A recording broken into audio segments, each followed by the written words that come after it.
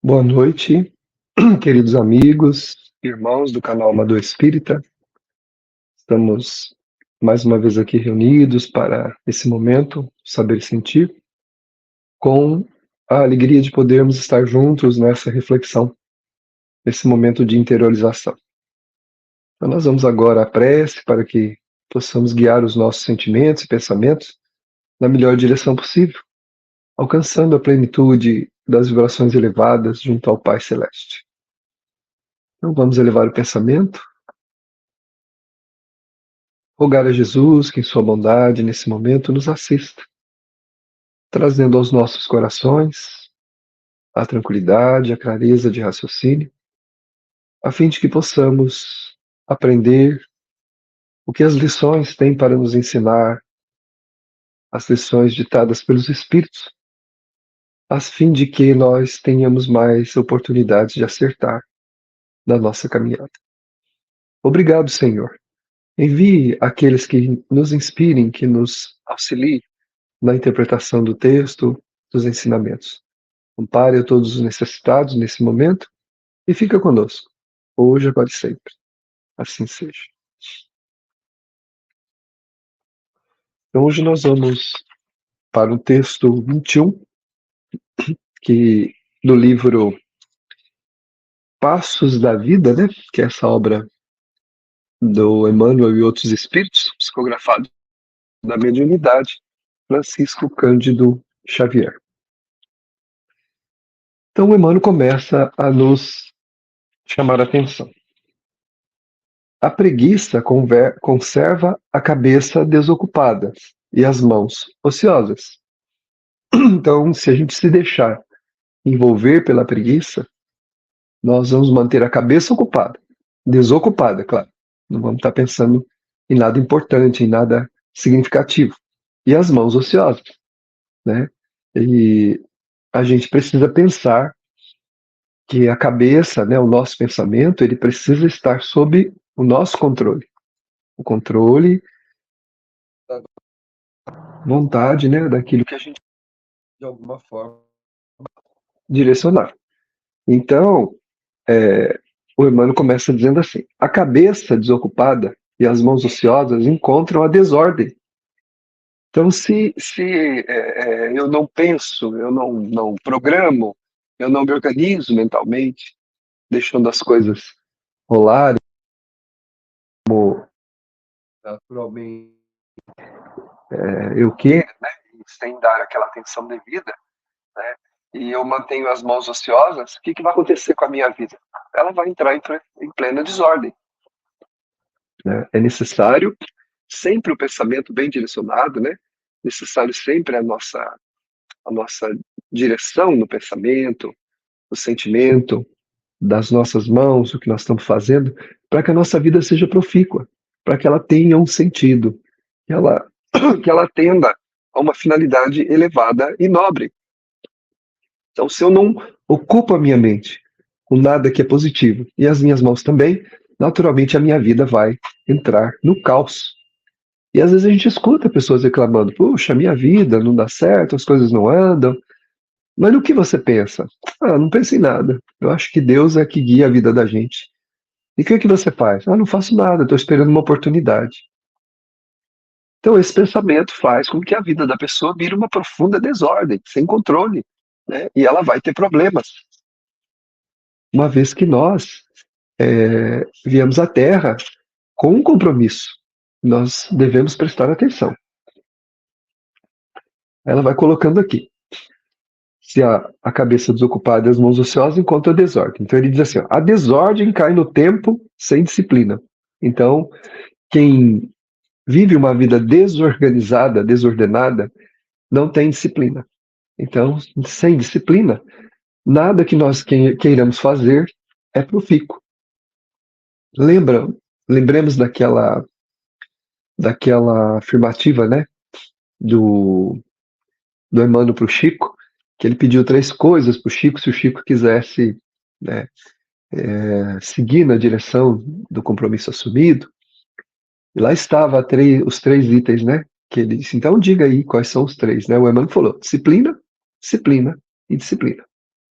Então a desordem causa a indisciplina. Então não existe disciplina. Então a pessoa ela age conforme o momento, né? E agir conforme o momento sem um planejamento não vai dar em lugar nenhum, né? Há pessoas, por exemplo, que até mesmo no campo espiritual desejam melhorar a sua percepção, sua sensibilidade. Candidatos à mediunidade até pedem isso, né? Gostaria tal de ter uma fluência melhor nas minhas comunicações e tal. Mas a que você se dedica, né? A pergunta é essa. Você se dedica à prática do bem? Ah, não me organizei para isso. Você estuda metodicamente? Ah, eu tenho umas coisas aí, mas a minha vida é muito bagunçada. Eu não encontro um tempo para fazer o estudo. Você controla a sua condição moral, você se vigia em relação a, de vez em quando tem umas coisas que escapam, né? Aí a gente vai perceber, não é de vez em quando, né? Escapa sempre. Então, desse jeito, como é que a pessoa vai encontrar uma fluência maior na mediunidade, uma fluência para a sua sensibilidade? E nos negócios também, né? Ah, os negócios não vão bem, mas por que não vão bem? Eu me ocupo daquilo que eu quero produzir, ou eu estou esperando que aconteça um milagre para as coisas andarem bem? Então vamos lá. O tempo sem disciplina vai para a invigilância. Então, já que a desordem cai na indisciplina, e sem indisciplina tem a invigilância. Então, quando eu sou invigilante, um monte de coisas podem acontecer comigo, né? A invigilância é a mãe de muitos males, porque muitas vezes a gente só vai dar conta daquilo que está acontecendo depois que aconteceu. Nossa, mas se eu tivesse visto melhor, se eu tivesse pensado melhor, se eu tivesse meditado um pouco, se eu tivesse vigiado mais, né? Mas aí já foi. E aí ele continua dizendo: a invigilância patrocina a conversação sem proveito. Nós não tomamos cuidado, né? Nós partimos para as conversas sem sentido. Muitas vezes não conseguimos nem prestar atenção no lugar que a gente está. Às vezes, no lugar, no ambiente que a gente está, a gente começa a falar coisas que não são devidas, não são oportunas para aquele ambiente. Não devia falar em lugar nenhum, mas especialmente ali. Então, a vigilância dá asas, né? Ele fala aqui para uma conversação sem proveito. E às vezes até maldosa, às vezes até maledicente, às vezes até inoportuna, né? Então, a conversação, para que ela tenha a sua utilidade, é necessário que a gente vigie. Preste atenção no que a gente pensa, no que a gente sente, no que a gente fala, como a gente se comporta. Então, essa é a nossa, esse é um convite, né? Porque toda invigilância leva-nos a dar vazão às nossas paixões. O que Jesus falou? Ele falou assim: vigiai e orai para não cair em tentação. Mas ele não estava dizendo da tentação de fora, dizendo da tentação que está dentro, né? Quando eu não vigio o meu comportamento, eu fico exposto a tudo aquilo que a minha natureza me sugere. Então, tudo aquilo que a minha natureza me sugere me oferece pasto naquilo que eu tenho como um convite. As pessoas me oferecem e a minha natureza, na sintonia daquela situação, oportunamente eu entro nesse campo. Aí está falando da conversação, né? E acaba sem proveito. E a conversação sem proveito entretece as sombras da cegueira do espírito. Então as pessoas começam a falar tanto, tanto, que elas começam a se convencer do que elas estão falando está certo. E uma verdadeira cegueira parece tomar conta da razão da pessoa. O sentimento ficou todo bagunçado. A razão já não concatena mais nada. Então a pessoa começa a acreditar naquilo que ela está falando. É como a questão da mentira, né? A pessoa conta tantas vezes a mesma mentira que, no fundo, daí um tempo ela fala assim: mas isso é verdade ou isso é mentira? Ela mesma não sabe mais se aquilo é verdade ou mentira. Então, se nós entretemos conversações que não são boas, né? Nós entramos no campo da conversação sem proveito, naturalmente, nós teremos cegueira de espírito. Não saberemos mais a realidade, o que está acontecendo. Seja no trabalho, seja dentro do lar, seja no núcleo religioso, a gente precisa vigiar. Ter vigilância para a gente não cair na leviandade, né, de corromper o ambiente onde a gente está. A gente pode corromper, a gente pode distorcer, né, o ambiente onde nós estamos.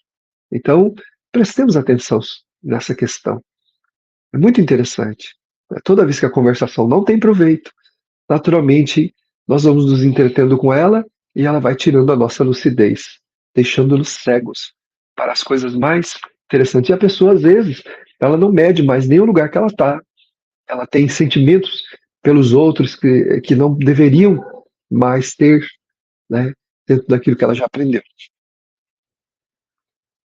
E a cegueira de espírito, que é próprio das sombras, né, da conversação sem proveito, a cegueira de espírito promove o desequilíbrio. Naturalmente, o resultado será o de... Então, as pessoas, o nós, né, quando nos damos a conversação sem proveito, que vem da invigilância, que vem da hora vazia, que vem das mãos desocupadas, e há um desequilíbrio.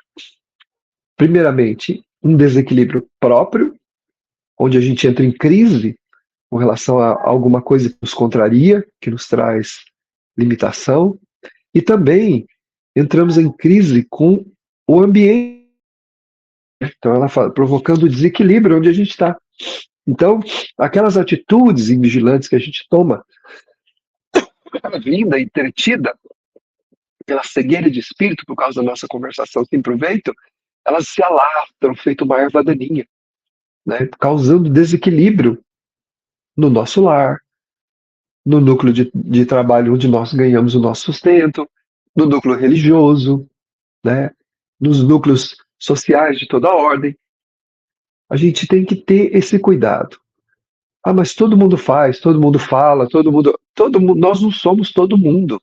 Espiritualmente somos individuais e somos responsáveis individualmente pelo que fazemos. Ah, mas eu não posso ser induzido a alguma coisa? Pode, mas a responsabilidade da ação é sua, é minha.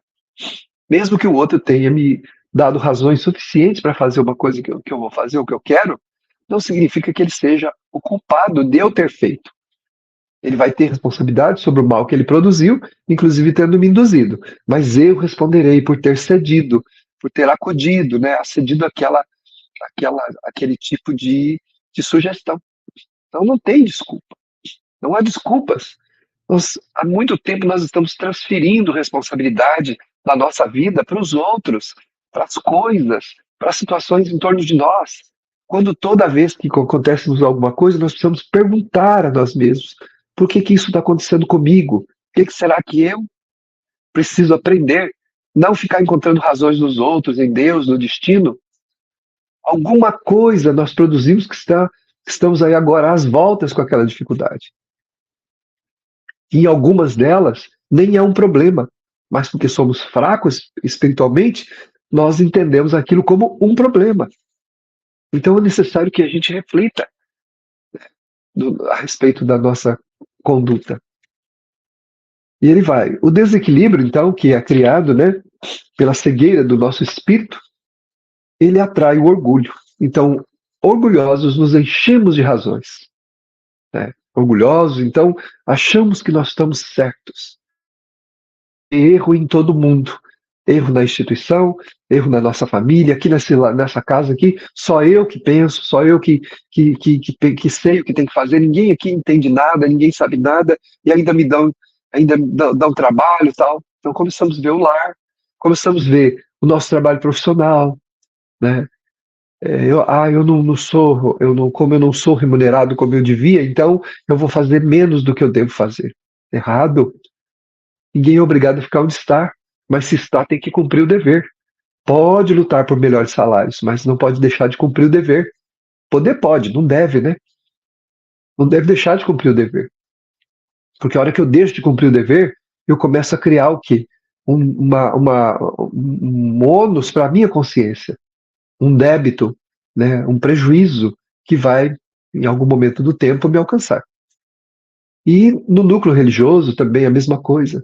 A gente começa, então, a começar a achar que a gente está sendo preterido, que a gente está sendo deixado para trás, né? Que a gente está sendo ignorado, quando em verdade nós estamos simplesmente recebendo uma oportunidade de treinar alguma coisa que nós precisamos. A vaidade, o orgulho alimenta a vaidade. Então, orgulhosos somos também vaidosos. Aí a gente fica, né? Puxa, eu faço tanto e ninguém reconhece, né? Eu estou tão assim, tão empenhado em fazer essas coisas e ninguém aqui reconhece o que eu faço. Eu não estou sendo valorizado, não estou sendo respeitado, né? Esse tipo de comportamento, esse tipo de ação, ele nos leva a termos profundos prejuízos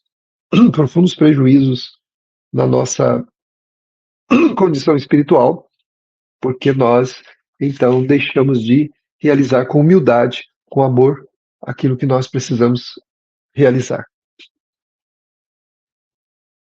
E ela continua, então. A vaidade agrava a preguiça. Então, vaidoso, eu naturalmente não acho que eu tenho que fazer nada.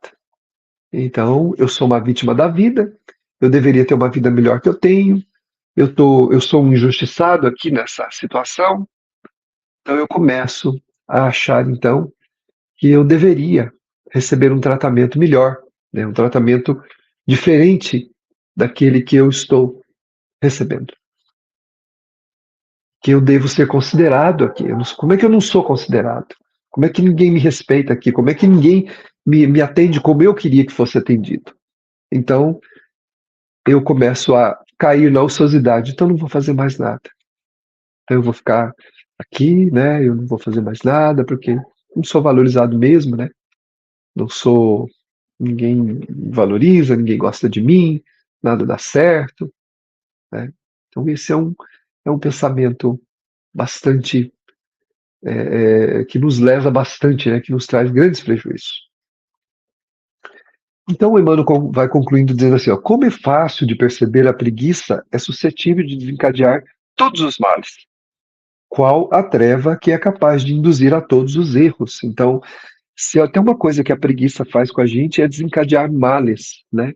Porque à medida que eu não vou fazendo, que eu não dou atenção para as coisas que eu preciso fazer, o que é que vai acontecendo comigo? Eu vou perdendo a oportunidade, eu vou deixando o tempo passar, vou me tornando uma pessoa amarga, dura, e continuo justificando que a culpa é dos outros, que a culpa é da sociedade, que a culpa é do mundo, que a culpa é de Deus, quando em verdade a responsabilidade está dentro de mim, e eu preciso olhar melhor. Compreendamos assim que a obsessão, loucura, pessimismo, delinquência e enfermidade podem aparecer por autênticas fecundações da ociosidade, intoxicando a mente e arruinando a vida. Então, olha só, né? A obsessão, mente vazia, é a oficina, né, dos espíritos inferiores. Tem um dito popular, né, que diz: mente vazia é a oficina do diabo, né? Mas o diabo não existe. Então, oficina de quem? Dos desocupados, que querem então multiplicar o nosso desânimo e nos obsediam, jogando ideias ruins que vão colocar a gente numa condição difícil na nossa vida, predispostos e completamente prevenidos contra as pessoas, né? Também a loucura, né? A gente sai da razão, a gente passa a ver um mundo paralelo, um mundo que não existe, um mundo que só está na nossa cabeça, né? E aí a pessoa entra no pessimismo e fala, nada presta, esse mundo é ruim, as pessoas são ruins, nada tem jeito. Não é que nada tem jeito, como nos ensina o venerando espírito Joana de Ângeles, quando eu falo nada tem jeito, equivale a dizer eu não tenho jeito. É a autossentença. É a pessoa dizendo para si mesma que ela não tem jeito, quando isso também não é uma verdade. Isso também é outro desculpismo. Nós temos jeito sim, mas nós precisamos querer fazer alguma coisa. A delinquência, a enfermidade, tudo isso vem do nós não ocuparmos produtivamente, positivamente e espiritualmente o nosso tempo. E reconheçamos, de igual modo, que o primeiro passo para libertar-nos da inércia será sempre trabalhar, que é, muitas vezes, o que menos a gente quer fazer. Não estou falando só de trabalho profissional, não. Tá claro que tem também entre nós aqueles que, se pudessem não trabalhar, não trabalhariam. Até nós, talvez, né? Mas é o trabalho no sentido de ocupar a nossa vida de forma útil. Livro dos Espíritos. toda ocupação útil é um trabalho. Então, a caridade, o trabalho profissional, a preocupação com o semelhante, o estudo sério de obras que nos ajudam a melhorar, a crescer, e outras coisas. Tudo que é útil, tudo que é sério, né? Toda ocupação útil, ela é um trabalho. Então, trabalhar, não deixar a mente ociosa, não deixar as mãos ociosas, sempre estar fazendo alguma coisa, especialmente no campo do bem, para reformar, né? O bem reforma a nossa natureza, traz-nos valores, ajuda a gente a vencer cristalizações e a mudar o conceito de vida que a gente tem, que na maioria das vezes é um conceito vitimista, ou de uma vida sem sentido, porque nós não queremos dar sentido a ela. Se nós estamos preocupados somente com a nossa vida, no sentido de nos ocuparmos com as nossas coisas, seguramente estamos equivocados. É preciso que a gente pense a esse respeito, para que a gente se liberte da inércia e esse trabalho nos enobreça. Então, essa lição traz-nos essa reflexão. E nós vamos mergulhar agora no clima acolhedor e amoroso dos bons espíritos, especialmente de Jesus, o nosso Mestre. Sentindo-o em nossa natureza, em nosso coração, nós gostaríamos de buscar, no venerando amigo, nesse instante, as luzes que precisamos. Como a atmosfera luminescente toma conta de nós. Nosso coração se enche nesse momento de alegria, de esperança e de paz, provinda de Jesus, porque estamos pensando nele. Só de pensarmos nele, já atraímos-lhe a sua atmosfera. Imagina trabalhando com ele, servindo com Jesus. Como nos sentiremos melhores. Que esse instante que nos enche o espírito de alegria, alegria essa que estava faltando há muito tempo, essa paz refrescante que sentimos na alma. E nesse momento, estamos transferindo também para aqueles que nós amamos, para que eles recebam também esse benefício. Também aqueles que nós temos dificuldades, para que também recebam e se sintam alegres, festivos nesse momento. Envolvidos pela doce vibração do amor de Jesus, nós queremos dizer: muito obrigado, Senhor. Muito obrigado, meus amigos, meus irmãos.